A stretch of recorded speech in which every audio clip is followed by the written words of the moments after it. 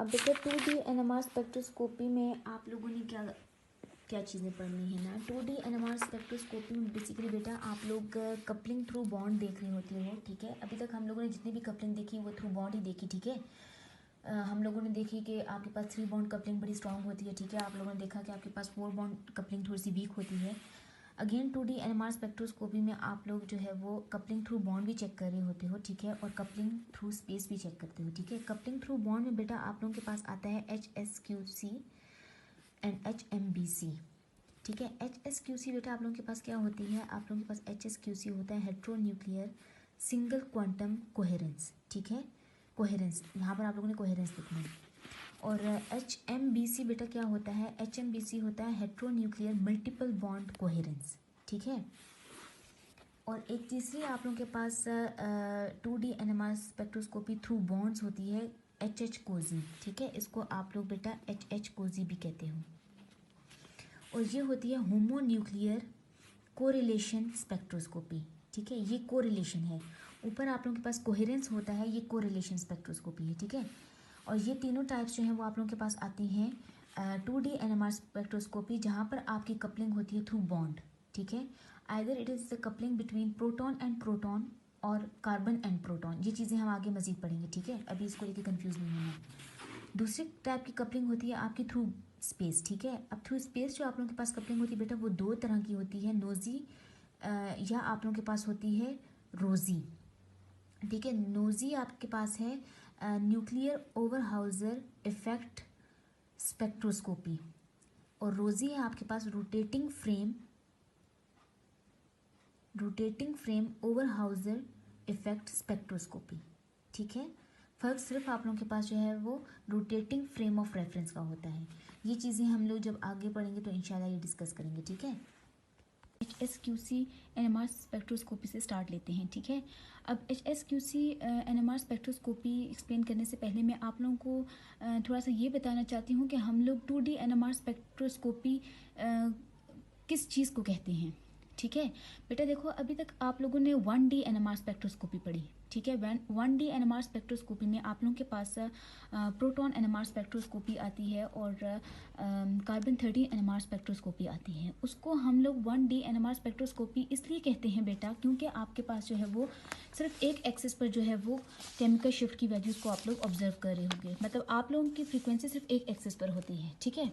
बेटा देखो यहाँ पर आप लोग देखोगे कि सिर्फ एक एक्सिस पर आप लोगों को जो है ये आपकी ये जो केमिकल शिफ्ट की वैल्यूज़ दी हुई हैं प्रोटॉन की सिर्फ एक एक्सिस पर दी हुई हैं, ठीक है। देन हर जगह पे बेटा अब आप लोग इसको देखोगे, ठीक है। यहाँ पर आप लोग देखोगे ये आप लोगों को केमिकल शिफ्ट की वैल्यूज़ दी हुई हैं और यहाँ पर आसपास आप लोगों के पास कुछ भी नहीं है, ठीक है। अगेन यहाँ पर देखें सिर्फ एक एक्सिस पर जो है वो आपको प्रोटॉन NMR में प्रोटॉन्स की केमिकल शिफ्ट की वैल्यू दी हुई है।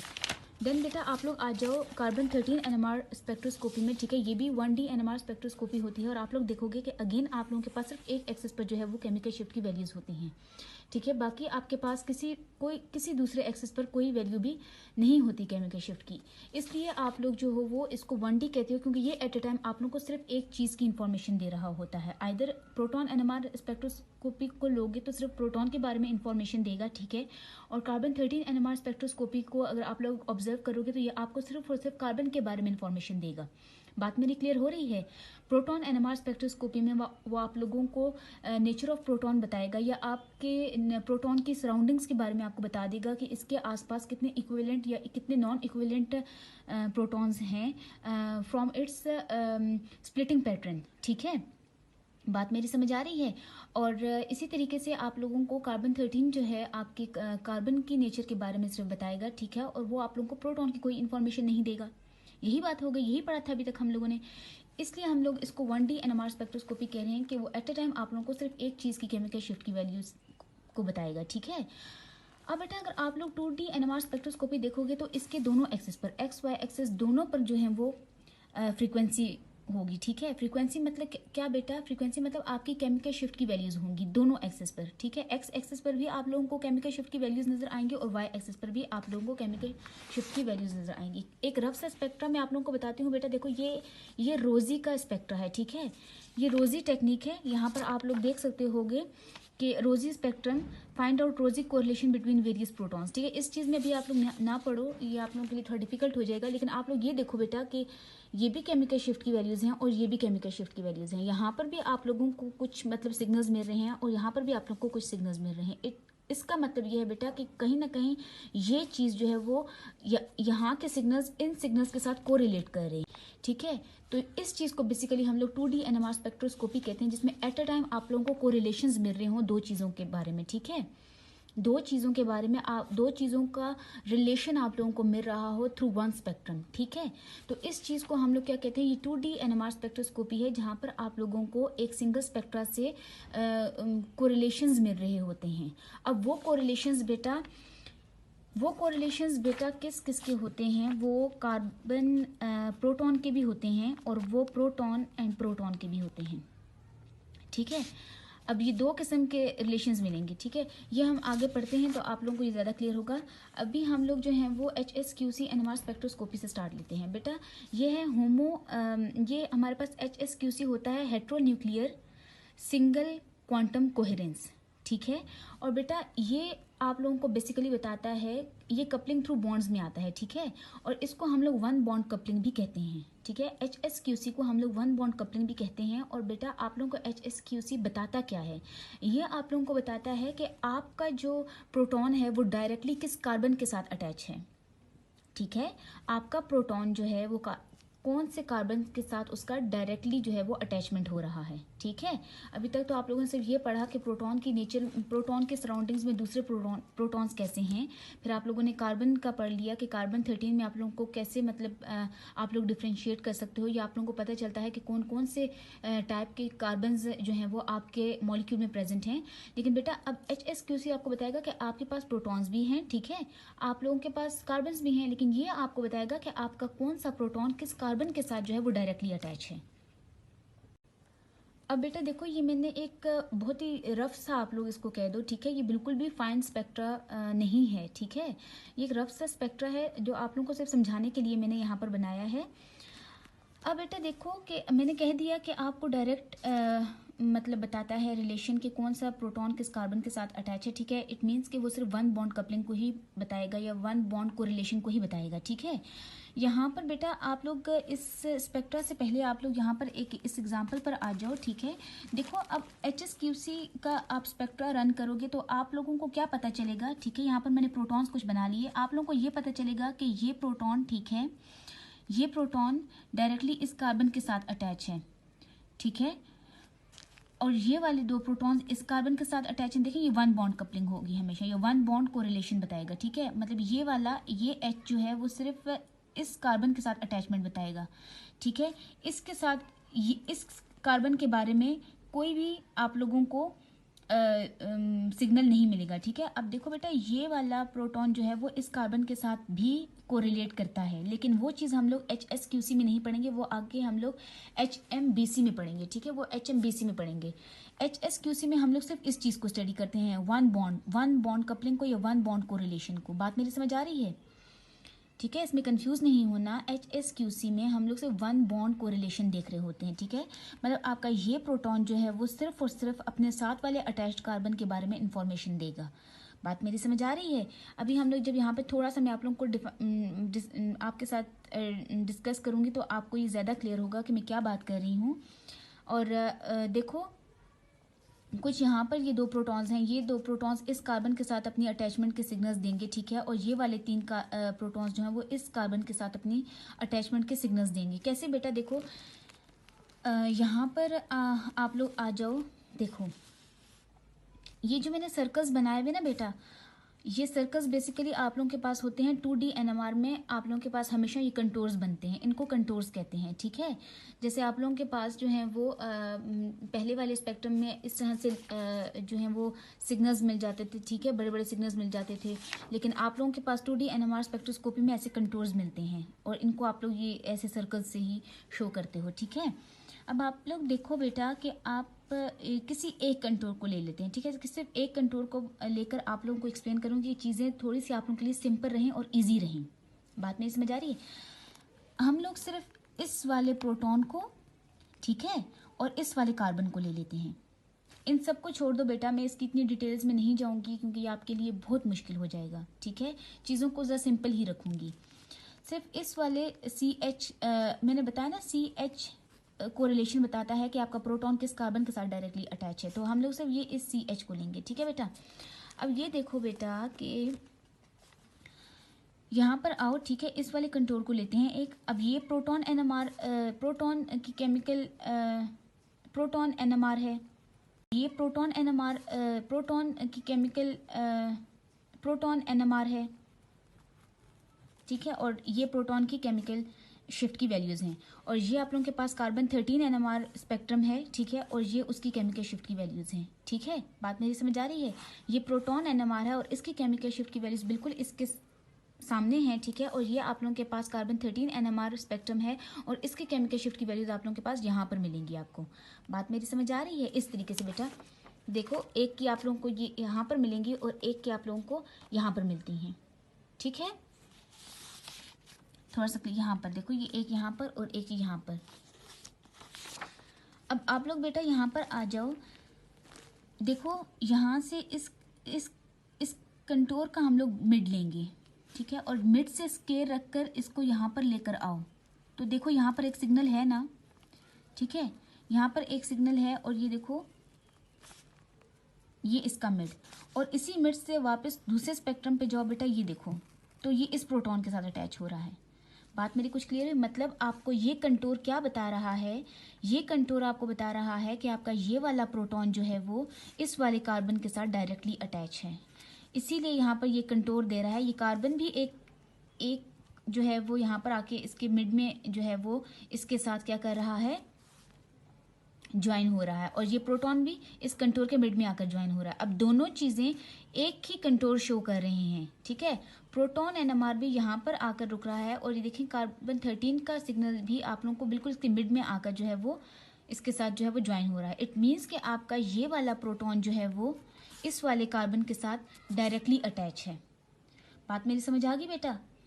और यहाँ से फिर आप लोग इसकी वैल्यूज़ देख लोगे तो यहाँ पर मैंने इसकी रफ सी वैल्यू बताई है बेटा। ये देखो यहाँ पर इसकी केमिकल शिफ्ट की वैल्यू होगी कार्बन की, और यहाँ पर आप लोग नीचे आ जाओ तो यहाँ पर केमिकल शिफ्ट होगी किसकी, प्रोटॉन की, ठीक है। तो आप लोग देखो बेटा कि ये आप लोगों के पास जो है वो एक अल्कीन का अल्कीन ग्रुप है ना, ये आप लोग देखो, ठीक है। ये आप लोग इसे ये कह दो कि ये हमारे पास क्या है, विनाइलिक कार्बन है, ऐसे भी कह सकते हो, ठीक है। तो इसकी वैल्यू आप लोगों के पास जो है वो 100 to 110 जो है वो इसकी रेंज आती है, ठीक है, इस कार्बन की, ठीक है। और इन प्रोटॉन्स की रेंज भी आप लोगों को बताई थी कि 8 to 15 आई थिंक इसके दरमियान में ये वेरी करती है इस प्रोटॉन की वैल्यू। तो यहाँ पर मैंने अब एक रफ सी वैल्यूज़ लिखी हैं, ठीक है। अब आप लोग इनको कैसे बताओगे, आप लोग बताओगे कि एक ये जो ये डेल का हो गया बेटा, ये डेल का सिंबल हो गया, ये केमिकल शिफ्ट को शो करेगा। और कार्बन आप लोग लिख लो 125 जो है, और 125 कहाँ से मिला बेटा, यहाँ से इसकी ये वैल्यू मिली, ठीक है। 125 रफ वैल्यू बता रही हूँ, ठीक है, सिर्फ समझाने के लिए, ठीक है। 125 जो है वो आप लोग कह दो कि इनका जो है वो कोरिलेशन है, ठीक है, किसके साथ, प्रोटॉन के साथ, जिसकी वैल्यू क्या है, यहाँ से आप लोगों को प्रोटॉन की वैल्यू मिल जाएगी जिसकी वैल्यू है 12। बात मेरी क्लियर हो रही है। तो इस तरीके से आप लोगों को HSQC जो है वो वन बॉन्ड कोरिलेशन बताता है कि कैसे आप लोगों का प्रोटॉन जो है वो कौन से कार्बन के साथ डायरेक्टली अटैच है। तो इस कंटोर से आप लोग अंदाज़ा लगा सकते हो ना कि ये वाला प्रोटॉन जो है वो इस वाले कार्बन के साथ डायरेक्टली अटैच है बेटा। इसी तरीके से आप लोग इस वाले प्रोटॉन पे आ जाओ, देखो तो ये देखो ये प्रोटॉन, ठीक है, यहाँ नीचे लाओ तो ये कंटोर आप लोगों को मिल रहा है ना, ये देखो ये कंटोर का मिड है ये, ठीक है बेटा, ये कंटोर का मिड है। और यहाँ पर देखो कि ये कार्बन इसके साथ जो है वो यहाँ पर मिल रहा है। तो इट मीन्स कि आपका ये वाला प्रोटॉन जो है वो इस वाले कार्बन के साथ जो है वो डायरेक्टली अटैच है। अगेन बेटा आप लोग यहाँ पर आ जाओ, ठीक है, यहाँ पर भी एक सिग्नल आप लोगों को मिल रहा है, और यहाँ पर इस सिग्नल से नीचे अगर आप लोग आओगे तो बेटा देखोगे कंटोर भी आप लोगों को मिल रहा है। सिग्नल एंड कंटोर, इन चीज़ों को आप लोगों ने ज़रा माइंड में रखना है, ठीक है। क्या सिग्नल ऊपर है, ठीक है, लेकिन नीचे कोई कंटोर नहीं। अब ये देखो बेटा सिग्नल एक है लेकिन नीचे कोई कंटोर भी नहीं है। इट मीन्स कि बेटा ये सिग्नल आप लोगों के पास जो है वो नॉइस भी हो सकती है, ये सिग्नल आप लोगों के पास कोई इम्प्योरिटी भी आप लोग कह सकते हो, या मोस्टली आप लोग नॉइस कहते हो, ठीक है, क्योंकि इम्प्योरिटी के केस में भी आप लोगों को छोटे छोटे जो हैं वो कंटोर्स मिल रहे होते हैं। तो इस चीज़ को आप लोग क्या कह दोगे कि ये आप लोगों के पास क्या है, कि ये आप लोगों के पास नॉइस है, ठीक है।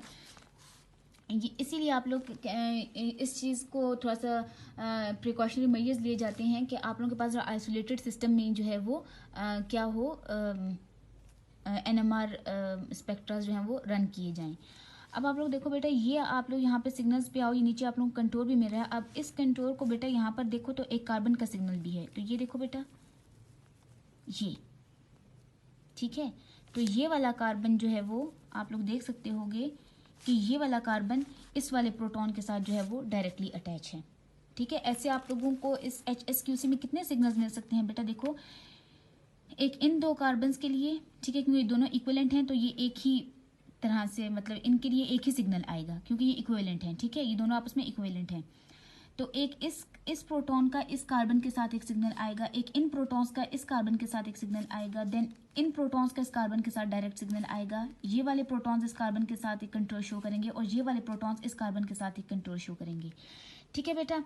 अब बेटा HSQC में यही होता है कि डायरेक्ट या वन बॉन्ड आप लोग को रिलेशन बता रहे होते हो, तो ये वाला प्रोटॉन सिर्फ और सिर्फ अपने साथ वाले डायरेक्टली अटैच कार्बन के बारे में इंफॉर्मेशन देगा, ठीक है। ये वाला प्रोटॉन अब देखो इस कार्बन के साथ भी जो है वो कुछ ना कुछ कोरिलेट कर रहा है, और इस कार्बन का इस प्रोटॉन का इस कार्बन के साथ कोरिलेशन हमें कौन बताएगा, इस प्रोटॉन का इस कार्बन के साथ कोरिलेशन हमें HMBC बताती है, जो हम आगे पढ़ेंगे, ठीक है।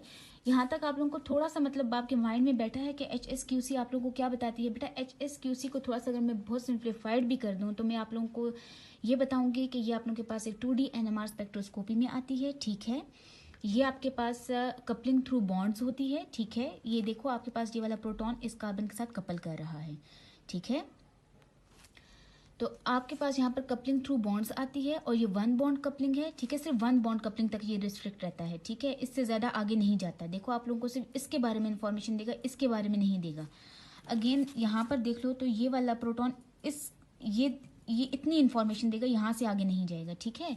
इसलिए आप लोग इसे कहते हो ये वन बॉन्ड कपलिंग है, ठीक है। और ये आप लोगों को सिंपल ये बताता है कि आपका प्रोटॉन कौन से कार्बन के साथ डायरेक्टली अटैच है, ठीक है। और यहाँ से आप लोग कंट्रोल्स के थ्रू इनके सिग्नल्स मिला के जो है वो इनको कोरिलेट कर सकते हो, ठीक है। बात समझ आ रही है? बस इतनी चीज़ आप लोग ध्यान में रखो, इतना आप लोगों के लिए काफ़ी है। देन बेटा आप लोग आ जाओ HMBC स्पेक्ट्रोस्कोपी में। HMBC आप लोगों के पास क्या होता है बेटा, HMBC आप लोगों के पास होता है hetero nuclear multiple bond coherence, ठीक है, hetero nuclear multiple bond coherence. अब बेटा देखो इसका आपके पास जो है वो नेम शो कर रहा है कि कहीं ना कहीं एक से ज़्यादा बॉन्ड इन्वॉल्व है, ठीक है। मतलब मल्टीपल बॉन्ड्स मतलब बेटा एक से ज़्यादा कहीं बॉन्ड्स जो हैं वो इन्वॉल्व हैं, ठीक है। अब आप लोग यहाँ पर आ जाओ इस वाली एग्जांपल पर बेटा। तो इसको डिस्कस करने से पहले एक चीज़ हमेशा याद रखना बेटा कि HMBC आप लोगों को HMBC के स्पेक्ट्रा में ये जो आप लोगों के पास प्रोटॉन होगा ना बेटा, ये जो आप लोग प्रोटॉन्स देख रहे हो, ये प्रोटॉन्स कभी भी अपने कार्बन के साथ कपल नहीं करते। जैसे HSQC हमेशा अपने कार्बन के साथ कपल करता है और बाकी के किसी कार्बन के साथ ये कोई रिलेशन नहीं दिखाता, इस तरीके से HMBC कभी भी अपने कार्बन के साथ कपल नहीं करता बेटा। H never couples with its own carbon, ये कभी भी ये वाला प्रोटॉन कभी भी इस कार्बन के साथ कपल नहीं करेगा, ये आप लोगों को अपने सराउंडिंग कार्बन के बारे में बताएगा, ठीक है बेटा। अब बेटा आप लोग देखोगे कि आप लोगों को HMBC में लेट से हम लोग ये प्रोटॉन ले लेते हैं, ठीक है, HC ले लेते हैं, ठीक है। अब आप लोग देखो बेटा मैंने कह दिया कि ये वाला प्रोटॉन कभी भी अपने कार्बन के साथ कोई सिग्नल आप लोगों को नहीं देगा, ये हमेशा आपको सराउंडिंग कार्बन्स के साथ जो है वो अपना कोरिलेशन बताएगा कि इस प्रोटॉन के सराउंडिंग्स में कौन से जो हैं वो कार्बन्स प्रेजेंट हैं, ठीक है, या उन कार्बन्स की केमिकल शिफ्ट की वैल्यू क्या है, ठीक है बेटा। बात समझ आ रही है? अब आप लोग देखो बेटा HMBC को हम लोग क्या बेसिकली 3 बॉन्ड कपलिंग भी कहते हैं। 3 बॉन्ड कपलिंग क्यों कह रहे होते हैं बेटा, देखो यहाँ पे आप लोग इस प्रोटॉन को लो, ठीक है। अभी देखो 1, ये 2 और ये 3, ये आपको तीन बॉन्ड्स तक जो है वो आपको कार्बन की इंफॉर्मेशन देगा, ठीक है बेटा। मतलब ये वाला प्रोटॉन आपको यहाँ तक एक इन्फॉर्मेशन अच्छी देगा, इसके लिए इसका कंटूर बहुत बड़ा होता है, एक बहुत प्रोमिनेंट कंटूर होता है। मतलब यहाँ पर आप ये देख रहे हो ये 3 बॉन्ड कंटूर है, मतलब एक तो ये आप लोगों को ये वाला प्रोटॉन ये इस कार्बन के बारे में भी इंफॉर्मेशन देगा बेटा, ठीक है। और यहाँ पर ये आपको इस कार्बन के बारे में भी इंफॉर्मेशन देगा, ठीक है, कि मतलब इस प्रोटॉन के आसपास ये 2 कार्बन भी प्रेजेंट हैं, लेकिन इसके साथ साथ ये देखो ये तो 2 बॉन्ड हो गई, ठीक है। देखो 1 और ये 2 प्रोटॉन्स पे नहीं जाना बेटा, कार्बन्स तक रिस्ट्रिक्ट रहना, क्योंकि ये CH कोरिलेशन बताता है, ठीक है। तो यहाँ पर देखो प्रोटॉन से स्टार्ट करो 1 और 2 कार्बन तक आओ तो 2 बॉन्ड कपलिंग, एंड देन बेटा आप लोग आगे जाओगे तो ये 3 बॉन्ड कपलिंग, और ये यहाँ पर आ जाओ बेटा 1 तो ये 2 बॉन्ड कपलिंग, और ये आगे जाओ तो बेटा 3 बॉन्ड कपलिंग, ठीक है। अब हमेशा याद रखना बेटा कि HMBC में आप लोगों को 3 बॉन्ड कपलिंग के लिए बड़ा स्ट्रॉन्ग कंटोर मिलता है, ठीक है। स्ट्रॉन्ग कंटोर मतलब बेटा बड़ा आप लोगों को अच्छा प्रोमिनेंट कंटोर मिलता है, ठीक है। ये स्ट्रॉन्ग कोरिलेशन होती है, स्ट्रॉन्ग कोरिलेशन विद 1-3 बॉन्ड, ठीक है। मतलब 1 जो आप लोगों के पास 3 बॉन्ड तक जो कपलिंग जाएगी, ठीक है, 3 बॉन्ड्स तक जो आप लोगों के पास कपलिंग जाएगी वो स्ट्रॉन्ग होगी। उसके लिए आप लोगों को स्ट्रॉन्ग जो है वो ये प्रोमिनेंट कंटोर मिलता है, बड़ा कंटोर मिलता है, ठीक है। लेकिन जब आप लोग 2 बॉन्ड्स पे आओगे बेटा, इन 2 कार्बन्स के लिए ना ये वाला प्रोटॉन बहुत आप लोग को वीक कंटोर देगा। ये बेटा आप यहाँ पर देख रहे हो, देखो इतना छोटा सा वीक कंटोर मिलता है, ठीक है। ऐसा प्रोमिनेंट कंटोर नहीं मिलता है। जहाँ पर भी आप लोग वीक कंटोर्स देखो बेटा, तो आप लोग समझ जाना कि ये आप लोगों को बिल्कुल एडजेसेंट कार्बन के बारे में इंफॉर्मेशन दे रहा है, जो बिल्कुल इसके पास है, ठीक है, एडजेसेंट पोजीशन पर है, 2 बॉन्ड्स तक जो रिस्ट्रिक्ट है। बात मेरी समझ आ रही है बेटा? कंफ्यूज नहीं होना, चीज़ों को थोड़ा सा समझो तो ये आसान हो जाएंगी, ठीक है। तो 2 बॉन्ड्स के लिए ये आप लोगों को जो है वो वीक कंटोर देगा, ठीक है, जबकि स्ट्रॉन्ग कोरिलेशन ये आप लोगों को शो करेगा 3 बॉन्ड्स तक, ठीक है। स्ट्रॉन्ग कंटोर देगा 3 बॉन्ड्स तक। बात मेरी समझ आ रही है?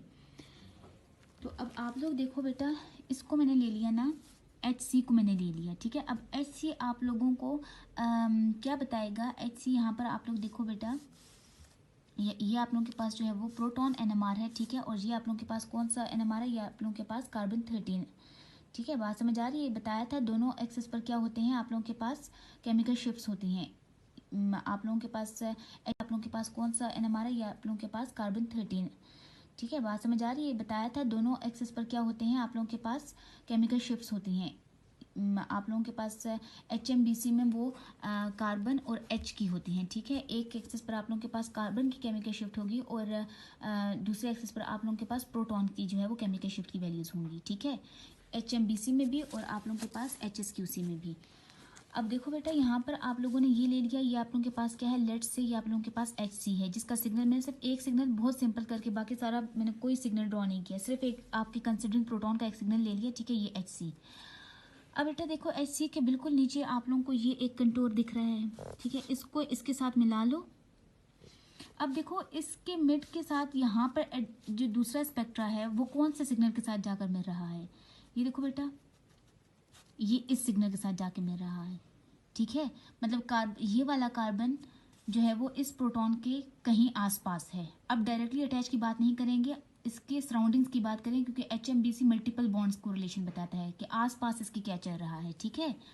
अब देखो ये वाला, हम लोग कहेंगे ये वाला कार्बन इस प्रोटॉन के कहीं आसपास है।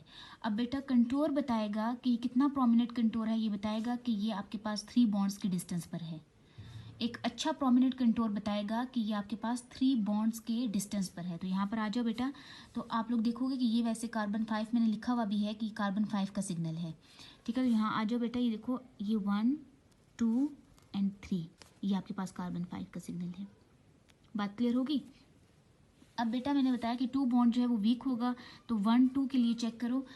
अगेन थोड़ा सा नीचे आओ तो ये सिग्नल कहीं एक और कंटोर भी जो है वो दे रहा है। अब इसके साथ आप लोग डॉटेड लाइन पे कार्बन 13 NMR स्पेक्ट्रा के साथ को मिलाओ तो यहाँ पर एक सिग्नल मिल रहा है, ठीक है।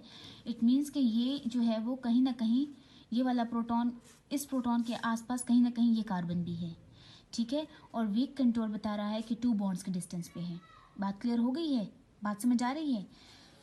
तो बेटा यहाँ पर एक चीज़ देख लो कि strong correlation of proton C with 5 and 9, ठीक है, 5 के साथ भी स्ट्रॉन्ग करेगा, और यहाँ पे 1, 2, 3 ये 9 के साथ भी स्ट्रॉन्ग करेगा, ठीक है।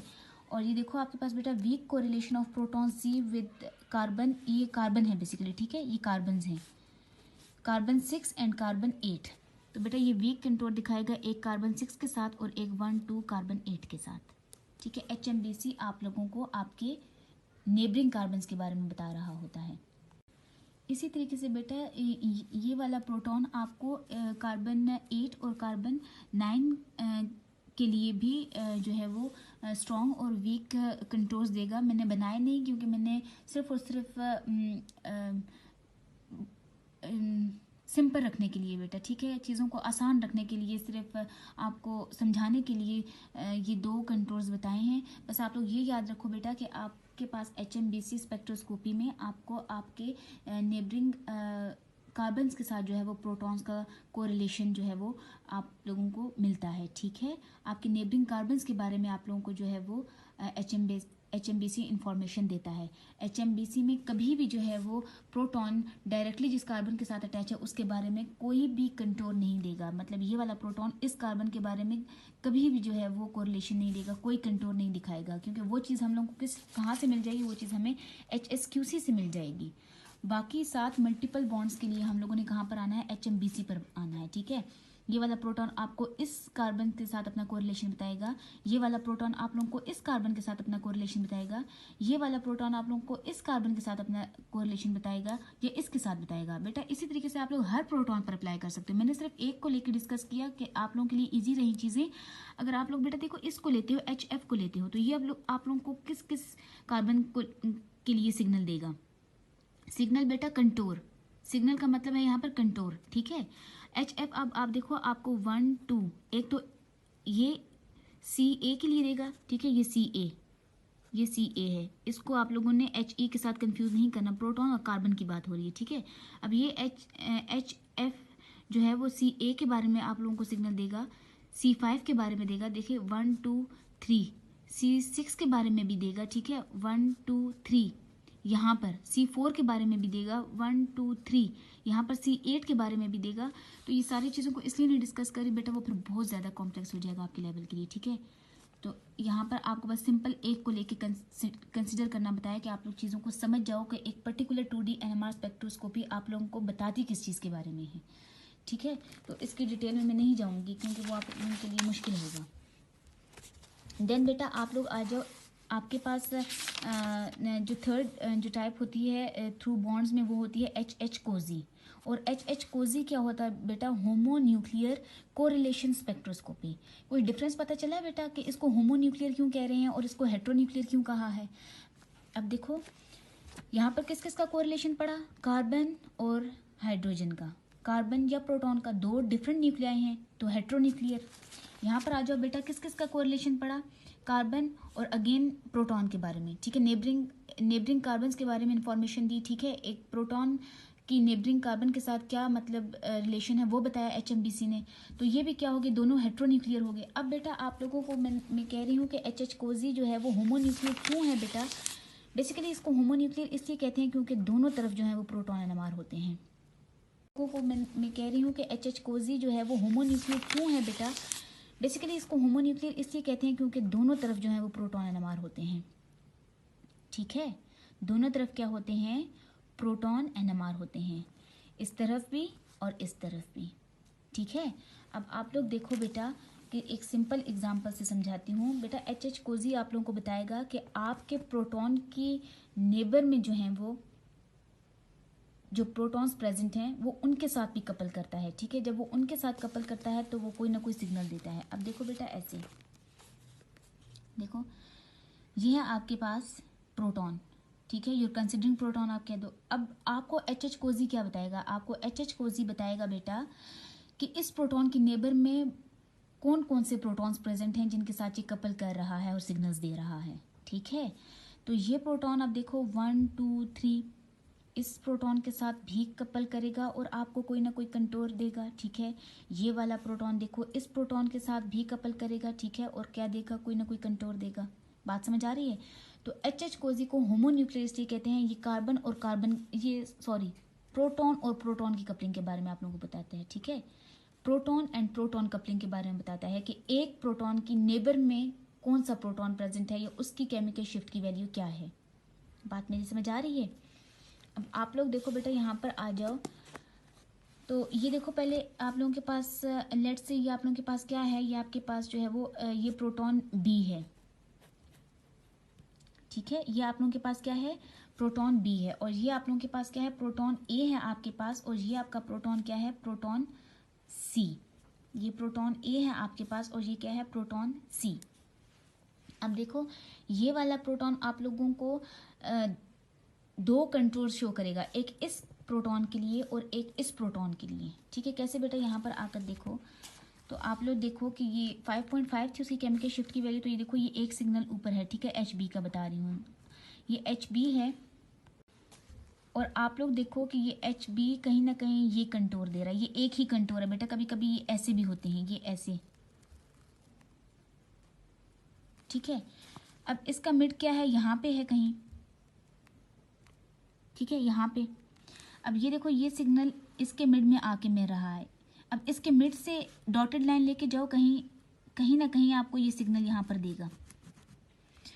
अब क्या शो हो रहा है कि ये HB जो है वो इसके साथ कपल कर रहा है, HA के साथ। ठीक है, और जब आप लोग HA की केमिकल शिफ्ट की वैल्यू देखोगे तो बेटा यहाँ पर आओगे तो ये देखो 7.2 दे रहा है। इसकी केमिकल शिफ्ट की वैल्यू यहाँ पर मिलेगी, इन प्रोटॉन्स की केमिकल शिफ्ट की वैल्यू आप लोगों को यहाँ पर मिलेगी, बिल्कुल सामने ऑपोजिट साइड पर। ठीक है, अब बेटा अगेन नीचे आओ तो एक और आप लोगों को कंटूर मिल रहा है, तो थोड़ा सा और आ जाओ नीचे, इसके मिड में आओ, यहाँ के अब आप लोग ऑपोजिट साइड पे देखो कोई सिग्नल मिल रहा है, बिल्कुल मिल रहा है, ये मिल रहा है। इट मीन्स कि आप लोगों के पास यहाँ पे भी कोई प्रोटॉन है। ठीक है, और यहाँ पर भी एक प्रोटॉन है। ठीक है, और इन दोनों ने क्या किया, आपस में कपल किया और ये हम लोगों को इन दोनों प्रोटॉन्स ने कपल किया और ये हम लोग को कंटूर दिया। बात क्लियर हो रही है? तो आप लोग देखो, और इसकी वैल्यू आप लोग यहाँ पर देखोगे तो आपके पास आएगी 12.5 आ जाएगी। ठीक है, और ये आप लोग देखो कि HB की वैल्यू सेम है 5.5। ठीक है, ये देखो 5.5 की ही लाइन में 5.5 की ही आप लोग देखो स्केल रख के देखोगे 5.5 की ही लाइन में आप लोगों को दो कंटूर मिल रहे हैं। इसका मतलब ये है कि एक HB जो है वो, ठीक है, 5.5 का, वो कहीं ना कहीं दो प्रोटॉन्स के साथ जो है वो कपल कर रहा है। ठीक है, मतलब आपके पास जो है वो HB के आसपास जो है सराउंडिंग में कहीं ना कहीं दो प्रोटॉन्स प्रेजेंट हैं। देखो ये और ये। अब बेटा यहाँ पर आ जाओ आप लोग, तो ये देखो HB की सराउंडिंग में ये दो प्रोटॉन्स हैं जिनके लिए उसने कंटूर दिया। ठीक है, तो HH कोजी में आप लोगों को क्या होता है, आपको प्रोटॉन की कोरिलेशन पर चलती है। तो बेटा आप लोग इसको अब कैसे रिपोर्ट कर सकते हो, आप लोग इसको ऐसे रिपोर्ट कर लोगे, आप लोग देखो इसको ऐसे रिपोर्ट करोगे,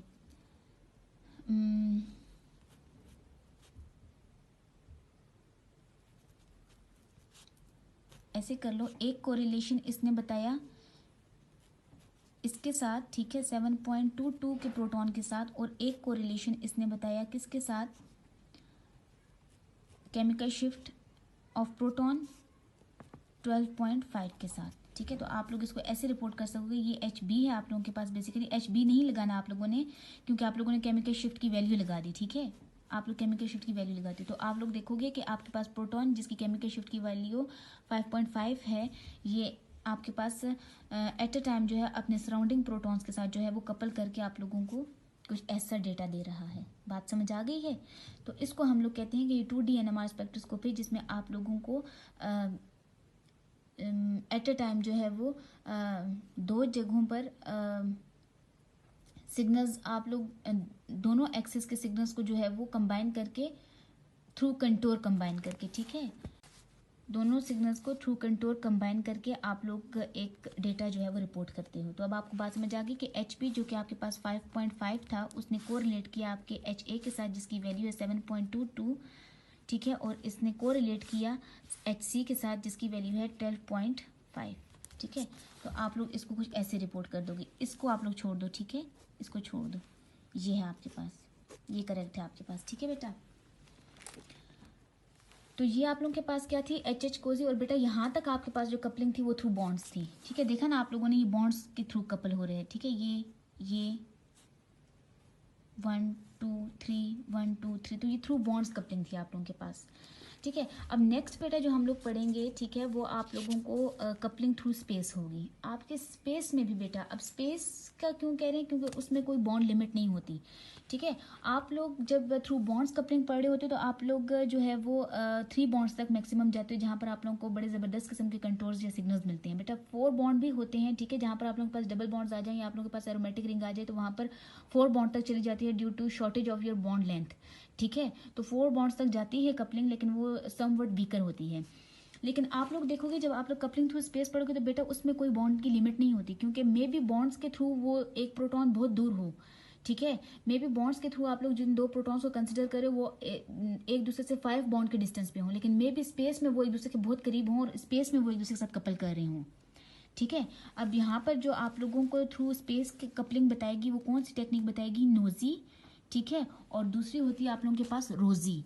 अब बेटा नोजी आप लोगों के पास होती है न्यूक्लियर ओवरहाउजर इफेक्ट स्पेक्ट्रोस्कोपी, ठीक है। और रोजी होती है रोटेटिंग फ्रेम ओवरहाउजर इफेक्ट स्पेक्ट्रोस्कोपी, ठीक है। या आप लोग सिंपल कह सकते हो कि रोटेटिंग ओवरहाउजर इफेक्ट स्पेक्ट्रोस्कोपी कह सकते हो इसको, ठीक है।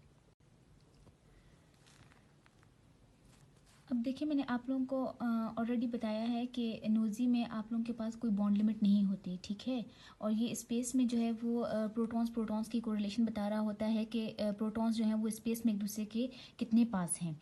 एक बात तो ये हो गई कि ये आपको स्पेस के थ्रू जो है वो कोरिलेशन बता रहा होता है, ठीक है। और दूसरा ये कि बेटा ये जो आपके पास नोजी टेक्निक होती है ये आप लोगों के पास basically for identification for smaller molecules, ठीक है।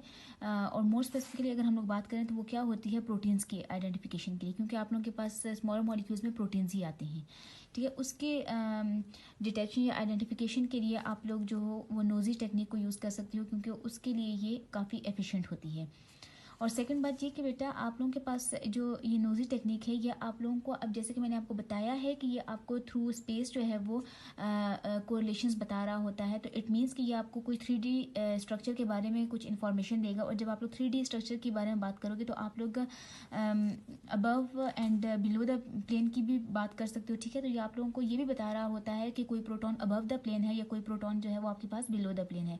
अब तक आपने जो पढ़ा उसमें ऐसा कोई भी आप लोगों ने केस नहीं पढ़ा कि जहाँ पर आप लोगों को जो है वो कॉन्फ़िगरेशन का पता चल रहा हो, कि आप लोगों को ये पता चल रहा हो कि ये इन प्लेन है या ये अबव द प्लेन है या ये बिलो द प्लेन है। आपको नोजी ये भी बता रहा होता है कि ये स्पेस में अबव द प्लेन है या ये बिलो द प्लेन है, ठीक है। आप ये भी कह सकते हो कि ये आपको 3D स्ट्रक्चर के बारे में भी काफ़ी इन्फॉर्मेशन देता है। अब यहाँ पर आप एग्जाम्पल देख रहे होंगे बेटा, अगर मैं सिर्फ NH को ले रही हूँ फिलहाल, ठीक है, NH के और इस प्रोटॉन को ले रही हूँ, ठीक है।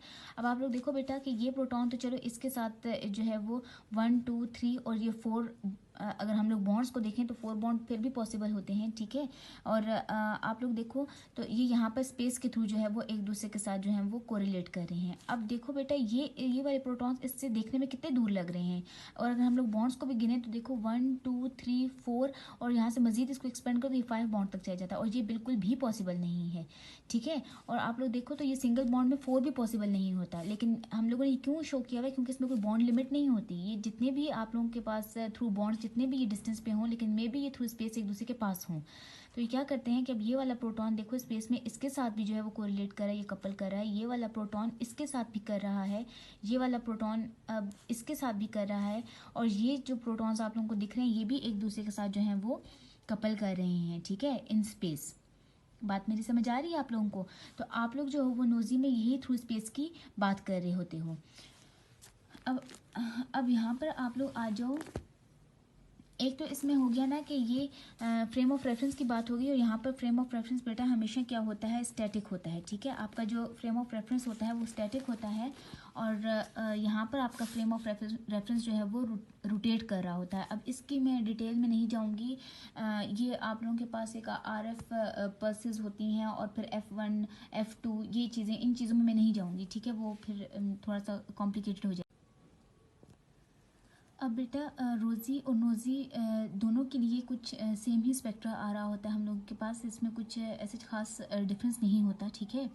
अब आप लोगों ने जो इसमें ऑब्जर्व करना होता है, देखो दोनों तरफ हम लोगों के पास जो है वो प्रोटॉन NMR स्पेक्ट्रा होते हैं, और ये दोनों प्रोटॉन NMR स्पेक्ट्रा बेसिकली बेटा सेम है, ठीक है। ये दोनों प्रोटॉन स्पेक्ट्रा आप लोगों के पास सेम है। मैंने कुछ ये पीक्स आइडेंटिकल नहीं बनाई हुई, लेकिन आप लोग देखो जब यहाँ पर इसको ऑब्जर्व करो, देखो ये एक पीक जो आप लोगों को यहाँ पर नज़र आ रही है, ठीक है, ये एक पीक जो आप लोगों को यहाँ पर नज़र आ रही है, ठीक है, और यहाँ पर ये जो सिग्नल्स हैं वो आप लोगों को देखो ये नज़र आ रहे हैं, तो ये एग्जैक्टली जो है वो सेम स्पेक्ट्रा होते हैं। आप लोग इनको 2D में एट ए टाइम जो है वो ऑब्जर्व करते हो, ये देखने के लिए कि आप लोगों के पास कौन सा जो प्रोटॉन है स्पेस में किस दूसरे प्रोटॉन के जो है वो नज़दीक है, ठीक है। लेकिन होते ये दोनों जो हैं वो सेम प्रोटॉन एनएमआर स्पेक्ट्रा है। ये बात तो अंडरस्टूड है बेटा कि आप लोगों के पास प्रोटॉन एनएमआर स्पेक्ट्रा तो एक ही आएगा ना। किसी एक पर्टिकुलर मॉलिक्यूल के लिए आप लोगों के पास एक ही प्रोटॉन स्पेक्ट्रा आप लोग ले सकते हो। तो यहाँ पर ये दोनों जो हैं वो ये एक ही हैं। इसको आप लोगों ने ये नहीं समझना कि ये दो डिफरेंट हैं, ये दोनों सेम है। ये देखो यहाँ पे आप लोग को दिखने में भी नज़र आ रहा होगा, ये दोनों क्या हैं, ये आप लोगों के पास सेम है। बट आप लोग इसको जो है वो 2D में पढ़ते हो, इसलिए कि आप लोग इसकी स्पेस में देख सको कि स्पेस में कौन से प्रोटॉन्स जो हैं वो एक दूसरे के ज़्यादा करीब हैं। अब यहाँ पर आप लोगों ने बेटा जो चीज़ याद रखनी है वो ये है कि एक तो आप लोगों के पास दो तरह की पीक्स होती हैं, ठीक है। ये पीक्स आप लोग को नज़र आ रही हैं, ये कंटोर्स जो आप लोग को नज़र आ रहे हैं, इनको हम लोग क्या कहते हैं, इनको हम लोग कहते हैं बेटा ये क्या है, हम लोग के पास क्रॉस पीक्स होती हैं, ठीक है। और यहाँ पे जो ये एक डायगोनल होता है हम लोग के पास दरमियान में, और इस डायगोनल के ऊपर जो हम लोग के पास पीक्स आ रही होती है उसे हम लोग क्या कहते हैं, ये हम लोग के पास क्या है, ये डायगोनल पीक्स हैं, ठीक है। इनको हम पीक्स ही कहते हैं क्योंकि 1D में आप लोग ऐसे कोई सिग्नल्स को पीक कहते होते हो, लेकिन 2D में आप लोग को इन कंटोर्स को आप लोग जो है वो पीक कहते हो, ठीक है। तो ये आप लोगों के पास डायगोनल पीक्स हैं और बेटा ये आप लोगों के पास क्या है, क्रॉस पीक्स हैं। एक बात आप लोगों ने जो याद रखनी है वो ये है बेटा कि आप लोगों के पास जो क्रॉस पीक्स होती हैं ना, ये दोनों क्रॉस पीक्स आप लोगों के पास एक सेम प्रोटॉन के, ठीक है। अगर ये लेट्स से ये प्रोटॉन ए है तो डेफिनेटली ये क्रॉस पीक भी प्रोटॉन ए की है, ये दो डिफरेंट प्रोटॉन्स नहीं हैं। क्रॉस पीक्स की केमिकल शिफ्ट हमेशा सेम होती है और ये जो हैं वो हमेशा सेम प्रोटॉन्स होते हैं, ठीक है। ये एक ही तरह की टाइप 1 के आप लोग कह दो कि प्रोटॉन्स होते हैं, ठीक है। ये डिफरेंट नहीं होते, बस ये हम लोगों को दो जो हैं वो कंटोर्स दे रहे होते हैं, बात समझ आ रही है। लेकिन ये आप लोगों के पास जो है वो प्रोटॉन्स जो हैं वो सेम हैं। यहाँ पर आप लोग देखो, ये जो बात मैं कर रही हूँ एक सिर्फ इस एरिया को आप लोग लो, ठीक है। इस एरिया को आप लोग लो तो आप लोग क्या देखोगे कि ये आप लोगों के पास क्रॉस पीक है ना, ये हो गया, देखो ये आप लोगों के पास एक क्रॉस पीक है और ये क्रॉस पीक्स आपको नज़र आ रही हैं। अब केमिकल शिफ्ट से आप लोगों को पता चलेगा कि ये प्रोटॉन्स जो हैं वो सेम हैं। देखो ये 4.25, ये देखो ये 4.25 पे ये क्रॉस पीक है आप लोगों के पास, और प्रोटॉन एनएमआर स्पेक्ट्रा में देखोगे तो ये पीक है, ठीक है। रोजी में देखोगे तो आप लोगों के पास ये क्रॉस पीक है किसकी, 4.25 की। और यहाँ पर देखो दूसरे स्पेक्ट्रा में देखो तो ये भी आपके पास ये सेम प्रोटॉन है। कैसे पता चलेगा ये सेम प्रोटॉन है बेटा, यहाँ से ये आप लोग ये स्केयर रखोगे, ठीक है। ये स्केयर रखो और ये देखो एग्जैक्टली 4.25, ठीक है। ये आप लोगों के पास ये भी 4.25 की क्रॉस पीक है और यहाँ पर आ जाओ बेटा तो ये भी आप लोगों के पास 4.25 है और ये देखो इसका सिग्नल ये है। तो ये और ये प्रोटॉन देखो, आप लोगों को मैंने पहले भी बताया था कि ये क्या है, सेम आप लोगों के पास प्रोटॉन्स हैं, ठीक है। तो ये क्रॉस पीक आप लोगों के पास इस सिग्नल के लिए आ रही है जिसकी आपके पास केमिकल शिफ्ट की वैल्यू क्या है, 4.25। अब बेटा देखो ये स्पेस में किस प्रोटॉन के साथ कपल कर रही हैं, ये स्पेस में आ जाओ बेटा, ये देखो ज़रा इसको यहाँ पर लेकर आओ तो डायगोनल पे कुछ इस प्रोटॉन के साथ कपल कर रहे हैं, ठीक है। तो ये देखो यहाँ पर ये आपको पीक मिल रही है कि पीक बता रही है कि यहाँ पे कोई प्रोटॉन है, ठीक है। और अब इसकी केमिकल शिफ्ट की वैल्यू क्या है बेटा, इसकी केमिकल शिफ्ट की वैल्यू है 7.15, ठीक है। और यहाँ देखो ये आप लोगों ने ये एक बॉक्स जोड़ लेना होता है, ठीक है। डायगोनल पीक्स और क्रॉस पीक के दरमियान में आप लोगों ने ये बॉक्स जोड़ना होता है, ठीक है। तो आप लोग अब इससे अंदाज़ा लगा सकते हो कि ये आप लोगों के पास जो प्रोटॉन है विद केमिकल शिफ्ट 4.25, ये स्पेस में किस प्रोटॉन के करीब है, ये स्पेस में करीब उस प्रोटॉन के जिसकी केमिकल शिफ्ट की वैल्यू है 7.15, ठीक है। मतलब ये वाला प्रोटॉन इस वाले प्रोटॉन के कहीं नज़दीक है स्पेस में, ठीक है। या ये वाला प्रोटॉन इस वाले प्रोटॉन के नज़दीक है, कहीं आसपास है। बात समझ आ रही है। तो देखो ये आप लोगों ने क्रॉस पिक को क्या करना होता है, डायगोनल्स के साथ जोड़ना होता है, ठीक है। अब देखो ये तो आपको पता चल गया स्पेस में। अब आप लोग कहोगे कि इसके साथ भी जोड़ दिया है, तो बेटा आप लोग इसके साथ भी जोड़े हो तो देखो ना ये भी तो कौन सा प्रोटॉन है, यही प्रोटॉन है 4.25। एक उसकी आप लोगों को क्रॉस पीक्स मिल रही हैं और एक पीक आप लोगों को कंटोर्स का डायगोनल पे मिल रहा है, ठीक है। तो आप लोग ये देखो यहाँ से भी अगर आप लोग देख लो तो ये 4.25 पहला प्रोटॉन है, ठीक है। तो ये डिफरेंट प्रोटॉन नहीं है हम लोग के पास। ये जो आप लोगों को क्रॉस पीक्स मिल रही हैं, ठीक है, ये एक सिंगल प्रोटॉन की लेट से HA की आप लोगों को ये दो क्रॉस पीक्स भी मिल रही हैं और एक डायगोनल पे भी मिल रही है। और ये कपल किसके साथ कर रहा है बेटा, इस वाले प्रोटॉन के साथ थ्रू स्पेस। तो आई होप ये क्लियर हो गया होगा। ये कुछ आप लोगों के पास रोजी मैंने बहुत सिंपल करके आप लोगों को बताया बेटा, सिर्फ एक चीज़, सिर्फ एक प्रोटॉन को लेके कि उसकी नेबर में थ्रू उसकी नेबर में स्पेस में कौन सा प्रोटॉन है, ठीक है। एक तो ये है। अब इसकी स्पेस में और भी बहुत सारे हैं बेटा, ये आप लोग देखो, ये प्रोटॉन, ये सारे प्रोटॉन्स हैं ये इसकी स्पेस में हैं, लेकिन ये अभी मैंने आप लोगों को सिर्फ एक बताया हुआ है, ठीक है। तो ये आपको सिर्फ एक को ही आप लोग याद रखो तो ये इनफ है, ठीक है, आप लोगों के लिए। तो ये सारा बेटा आप लोगों के पास जो था वो एनएमआर स्पेक्ट्रोस्कोपी से रिलेटेड था, ठीक है। 2D एनएमआर स्पेक्ट्रोस्कोपी को बहुत ज़्यादा सिंपल करके समझाया है और बहुत ही लिमिटेड रहकर, ठीक है। तो आई होप ये चीज़ें आप लोगों को समझ आई होंगी। अब आप